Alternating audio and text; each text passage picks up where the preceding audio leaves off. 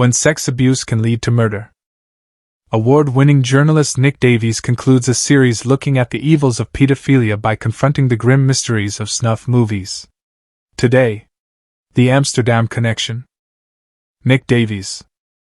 Monday, 27th of November, 2000, 0220 CT.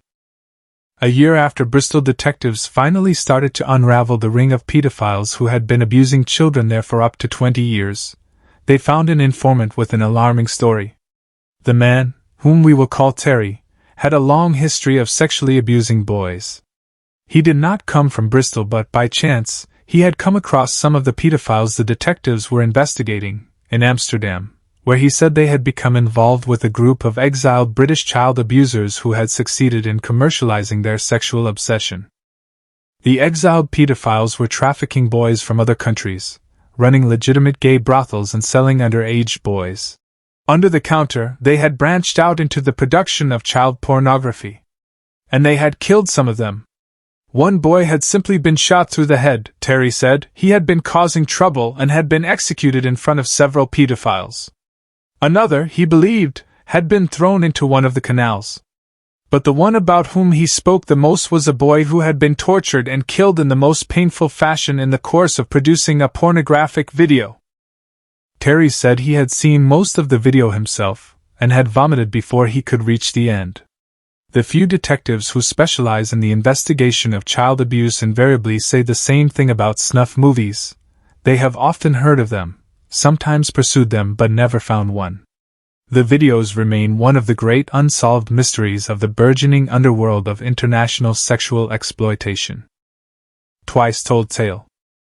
Terry's account was so hideous as to invite disbelief. It was clearly possible that he was inventing the story in an attempt to curry favor with the detectives as they turned over Bristol's pedophile subculture.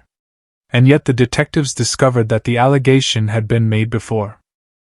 Not just once but repeatedly, evidence had come to the attention of police in England and the Netherlands that, for pleasure and profit, some of the exiled pedophiles in Amsterdam had murdered boys in front of the camera. Some of the evidence had been pursued. Some of it had been ignored.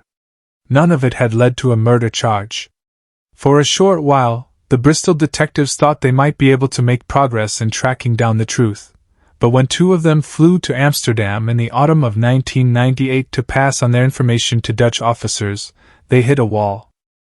Terry had described the flat in Amsterdam where he had seen the video. He had named the owner of the flat, who was, by implication, also owner of the video. He had provided the name of the man who carried out the killing. He had described events on the video in detail. He had provided the approximate age and the first name of the dead boy. Dutch police said it was not enough. Without the full name of a victim, they would not begin an investigation. Having fought their way through the swamp of inertia which surrounds British policing and prosecution of child abuse, the Bristol detectives had now hit the deeper swamp of virtual paralysis that afflicts its international policing. Within their own jurisdictions, there are now specialist pedophilia detectives, for example, in London and Amsterdam, who will work relentlessly to lock up predatory child abusers.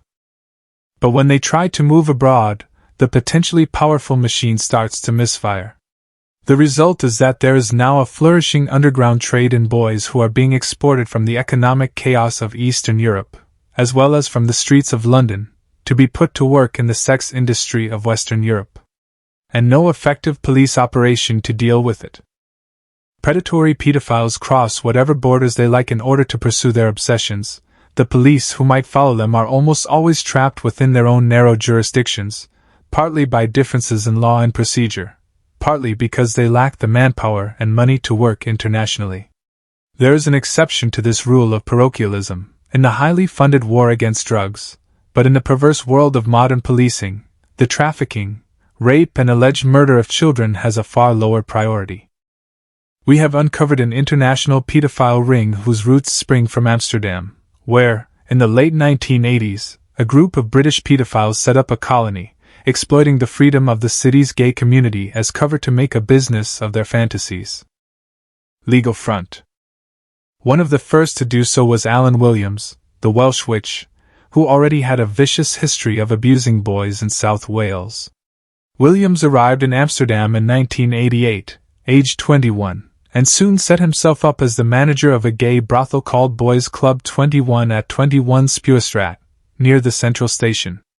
Across the road at number 44, another British paedophile, a chubby Londoner named Warwick Spinks, then aged 25, was running a similar club called the Gay Palace. Both clubs had a legal business, running a bar and offering the services of adult male prostitutes. But Williams and Spinks had much crueler interests. Williams had fled to the Netherlands after being convicted in Britain of indecent assaults on boys. In Amsterdam, he boasted of the day in South Wales when he had seen a 10-year-old boy on his bike, grabbed him, raped him, and when he cried, strangled him. From Boys Clubs 21, he organized the importing of boys from Cardiff and London, inflicting intense violence on any who defied him. Spinks had been running a mail-order pornography business from Brighton, before he moved to Amsterdam, where he pioneered the trafficking of boys as young as 10, first from the streets of London, and after the collapse of the Soviet Union, from the poverty of Eastern Europe. Having brought them to Amsterdam, he used these chickens himself, sold them into the brothels or through escort agencies and put them in front of the camera. Some resisted, some ran away, but most were made to comply through the removal of their passports and doses of drugs and violence. By 1990, these two clubs on 𝗬𝗏𝗏𝗏, together with Boys for Men, De Boys, the Blue Boy and the Why Not, had become the busiest watering holes in the international pedophile jungle. Dutch police estimated there were 250 pedophiles involved in the production of child pornography in Amsterdam, with an unknown floating population of child sex tourists from all over the world, and it was the British who formed the hardcore consumers. Stephen Smith, who had helped to found the Paedophile Information Exchange, fled there when police in England prosecuted the organization. Russell Tricker, now 58, a former private school teacher who was convicted of child sex offences in the UK, used his job as a coach driver to ferry suitable boys from London. John Broomhall opened a porn shop on 𝗬𝗏𝗏𝗏 and was caught with more than 1,000 copies of videos of underage boys. Mark Enfield, now 41, sold a video of himself abusing a drugged boy. Alan Williams introduced two paedophile friends from Wales, John Gay and Lee Tucker, both of whom were to become central targets for Bristol detectives. The two men found they could sell Welsh boys into the clubs on 𝗬𝗏𝗏𝗏, and then make more money by investing in child pornography. They bought video equipment, set up tag films, and visited Amsterdam regularly to make films, which they sold through distributors in the US and Germany. At the time, Dutch law punished production of child pornography with a maximum sentence of only 3 months. By October 1990, detectives on the Old Obscene Publications Squad at Scotland Yard were picking up worrying signals. An informant told them that someone called Alan Williams was trafficking boys into Amsterdam, and that Williams had asked him to smuggle a child porn video back into the UK. Another informant told how he had smuggled a dozen tapes in the opposite direction. They had been produced, he believed, in North London, equipped with a bondage room for boys. He had delivered the tapes in Amsterdam to Alan from Cardiff at Boys Club 21. The informant said he had visited the Gay Palace across the road, where he watched videos of boys in bondage, aged 11 to 14, being buggered by masked men. Soon, other informants were offering more detail. One man said he had seen Warwick Spinks selling a special video for £4,000. It showed a boy whom he thought was only 8 or 9 being sexually abused and tortured by 2 men. But the most startling allegations came from a gay man, Frank, who had gone to Amsterdam in July 1990 and found himself caught up in this pedophile underworld. In 1993, he spoke to the same officers at Scotland Yard. Frank told police that Warwick Spinks had invited him to come on a trip to the Canaries, where he had suggested Frank should help him sell videos and showed him a sample. Frank said he watched in growing horror as the video played out a murder. A boy who seemed to be no older than 12 was beaten and attacked with needles, before being castrated and cut open with a knife. The video seemed to have been shot in a barn, and detectives later learned that Williams and his friends had been talking about making a video in a barn that belonged to a German from one of the 𝗬𝗏𝗏𝗏 clubs. Scotland Yard was in a difficult position. The informants were British and so was Spinks, who by this time had left Amsterdam and was living in Hastings, East Sussex. But everything else in the story was scattered round Europe. After long negotiations within Scotland Yard and with their counterparts in the Netherlands, the detectives set up Operation Framework, and, as The Guardian reported in 1997, they recruited an undercover officer to pose as a child abuser and befriend Warwick Spinks in England. In a series of meetings, Spinks described how he picked up boys in Dresden, in Bratislava in the Czech Republic, and in Poland, where, he claimed, they cost only 10 pence. The undercover officer asked Spinks if he could get him a sadomasochistic video featuring boys as young as 10, and Spinks replied that he knew people in Amsterdam who could. I knew some people who were involved in making snuff movies, and how they did it was, they only sold them in limited editions, made 10 copies or something, 10 very rich customers in America, who paid $5,000 each or something like that. Spinks divulged no more about the video and failed to produce a copy of it. Without more evidence, Scotland Yard could not justify the expense of keeping the undercover officer or of sending officers to Amsterdam, where, in any event, they lacked police powers. They arrested Spinks in Hastings and charged him with abducting and raping 2 homeless boys from the streets of London and selling one of them into a 𝗧𝗍𝗱𝗏𝗏 brothel. He was jailed for 5 years. But the allegation of murder would not go away. As The Guardian reported in 1997, another gay man, Edward, claimed to have seen 5 Amsterdam videos, each featuring the sexual torture and death of a boy. Dutch police investigated and said they could find no evidence. Now, Terry had offered the Bristol detectives more evidence about life on 𝗧𝗍𝗱𝗏𝗏. He explained how John Gay and Lee Tucker set themselves up as video pornographers, first taking a group of boys to an isolated farmhouse in France, and then making visits to Amsterdam to film with the boys there.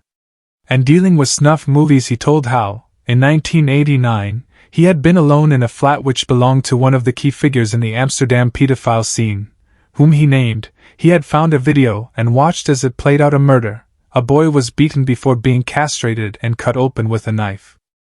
At first sight, Terry might have been describing the video Frank saw, but its details differ. Frank described a video shot in a barn. Terry says his was shot in a flat. Frank described the abuse and murder of one boy. Terry says there was a second boy, who was also being abused and who was alive at the point he turned off the tape. And yet, the overlap is striking. The specific nature of the violence is identical, and Terry names the man who actually committed the killing. He is the same German whose barn was allegedly picked as a porn studio by the child pornographers. Terry, Frank, Edward and Spinks certainly mixed with the pedophile colony in Amsterdam in 1989-90, and all 4 separately claim at least one boy was killed on video. Spinks told the undercover officer that a German boy was killed. Frank says Spinks once hinted to him that a German boy named Manny had been murdered. We have confirmed from talking to boys who worked in 𝗧𝗍𝗱𝗏𝗏 at the time that a boy of that name and nationality, then 14, did disappear. Terry, however, says he thinks the victim of the video which he saw was Dutch, named Marco and probably 16. Currying favor. At one end of the scale of possibility, every one of these men may be lying in an attempt to score favors with the police or to cause trouble for others on the Amsterdam scene, and certainly it was not unusual for boys to disappear from 𝗧𝗍𝗱𝗏𝗏 simply because they had had enough of being exploited. At the other end of the scale, the truth is that one or more boys was killed in a snuff movie, and the murderers have got away with it. The Bristol detectives can get no further. The Dutch say they will not investigate, and Avon and Somerset police have neither the funds nor the legal power to run their own inquiry in the Netherlands. There have been successful paedophilia operations between British and European police. Scotland Yard detectives recently have twice arrested wanted men and extradited them to the Netherlands for trial on child sex offences. Within their borders, the Dutch paedophilia unit have arrested several of the key British paedophiles, and since January 1996, the Netherlands has introduced a tougher law, which threatens up to 6 years for production of child pornography. The clubs on 𝗧𝗍𝗱𝗏𝗏𝗏 are no longer the pedophile playground they were. But the wider picture is of police trapped within their borders, with the result that the European trade in boys for sexual exploitation has been allowed to grow without restraint. A couple of years ago, I sat in the Blue Boy Club on Spuestraat, amid the dry ice and the boys in thongs, and flicked through the catalogue on the bar, offering truly the best boys in town, and watched a Japanese businessman make his purchase. In search of their origins, I went to Berlin, to the Bahnhof am Zoo, where the trains arrive from all over Eastern Europe, bringing the destitute in search of a dream. A specialist social worker there, Wolfgang Werner, told me there were some 700 East European boys, aged from 11 to 17, who had ended up in the sex industry in Berlin. But to his knowledge, many hundreds of others had been taken off on a kind of underground railroad which fanned out to Zurich and Hamburg and Frankfurt, and most of all, to Rotterdam and Amsterdam. Werner told me, for example, about the Romanian boys who had been sold by their parents to a wandering Polish criminal, who had paid cash for some and a bottle of vodka for another, before putting them on to the streets of Berlin. I followed the trail of two men, Peter Goges and Lutz Edelman, identified as traffickers in the Berlin press. Eventually, I spoke to a friend of theirs, who said that, of course, they had been trafficking.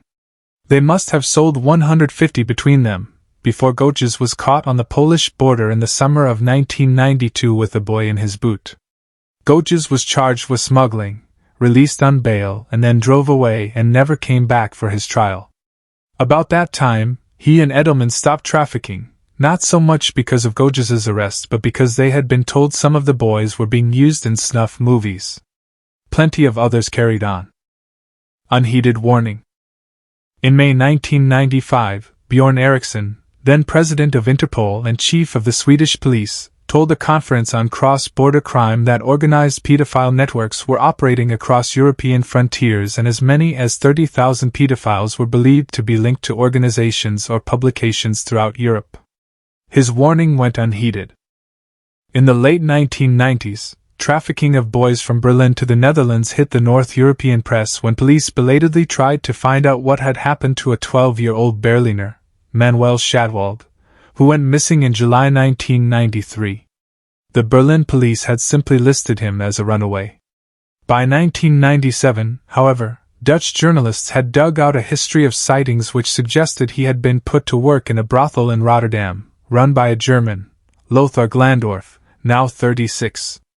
After ignoring complaints for 18 months, Rotterdam police targeted him and found he had been selling hundreds of boys. Of those they could trace, nearly half were under 16. The Guardian has obtained an extraordinary report which was produced by Rotterdam police. It captures some of the ruthlessness of life in the city's boy brothels. Even if Glandorf knew the perversions of a customer, he would still send a boy to a customer who had a preference for sadomasochism. In the midst of all this, Rotterdam police were looking for Manuel Schadwald. Their report reveals 3 boys had run away from Glandorf's world and reported sighting the missing Berliner. Police logs leaked to a Dutch TV program, Network, reveal that one night, 3 Rotterdam surveillance officers saw Glandorf with a boy all 3 believed to be Manuel Schadwald, but they failed to rescue him. They were reluctant to break cover for fear of jeopardizing their operation. With the Dutch and German press baying for action, police in the 2 countries set about trying to find him, for years after his disappearance. They failed. The same cross-border weakness persists. Investigating Glandorf, the Rotterdam police found that British pedophiles were routinely using his brothels, but they never sent a copy of their report to Scotland Yard. Glandorf had little fear of international policing. When a senior Dutch civil servant phoned him from Poland to say he was bringing back a boy, police phone taps recorded Glandorf saying, "When you get to the bridge at the border, let him out so he can go on foot so they can't catch you." That was all it took. Within their borders, the Dutch did finally jail Glandorf for 5.5 years, and yet the Amsterdam pedophiles remain relaxed. Some have resettled in Prague, where the law is lax. The trains still pull into the Bahnhof am Zoo with their consignments of vulnerable children. The international boy business is alive and well, and quite possibly, getting away with murder. Identities of all police informants have been disguised.